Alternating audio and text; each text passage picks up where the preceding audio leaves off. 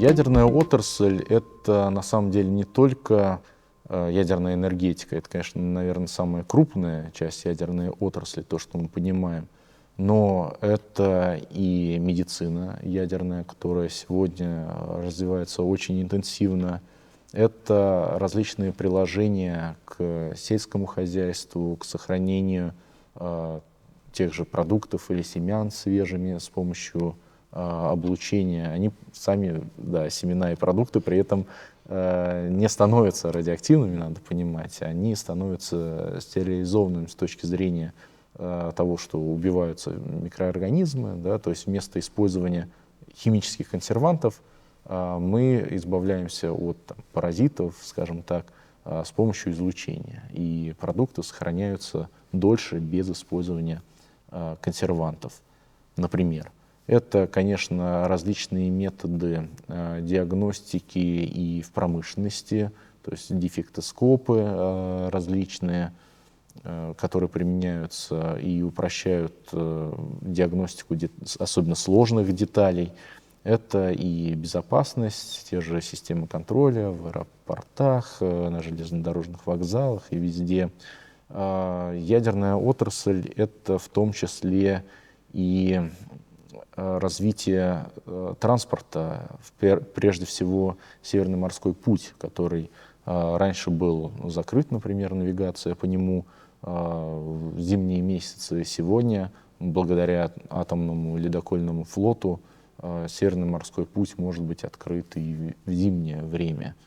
Плюс, если говорить о ядерной энергетике, то это развитие технологий переработки топлива, да, использования всех ресурсов, которые в топливе есть. Это уменьшение времени опасности радиоактивных отходов, которые образуются. И один из таких интересных примеров — это создание мобильной ядерной энергетики на примере маломодульных реакторов или на примере, он тоже маломодульный реактор, но при этом плавучий. Единственная плавучая атомная электростанция, которая существует в мире, это российская плавучая атомная электростанция «Академик Ломоносов». По сути, получается, что мы ядерную энергию можем доставить практически в любое место земного шара.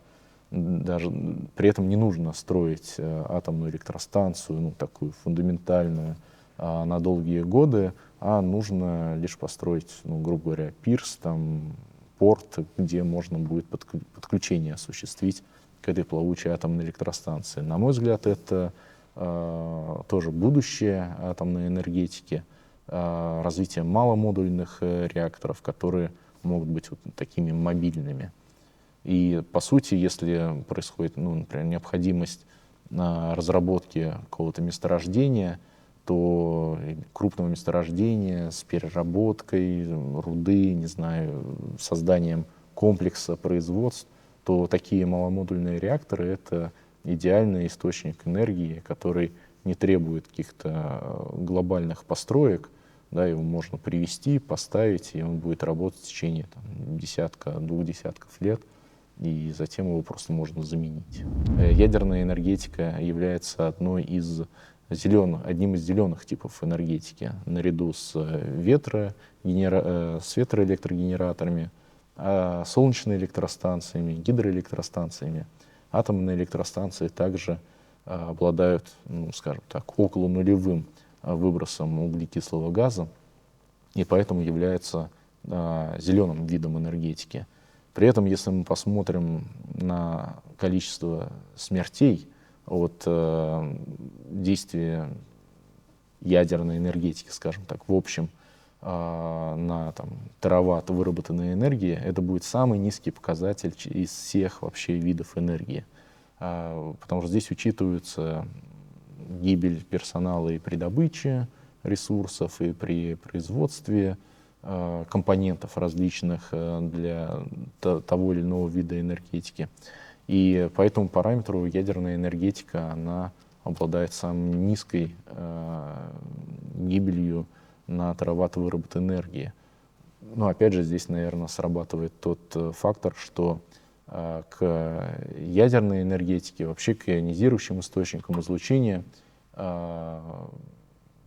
применяются повышенные требования к условиям безопасности, и поэтому количество таких несчастных случаев, оно в ядерной отрасли минимально по сравнению с другими отраслями.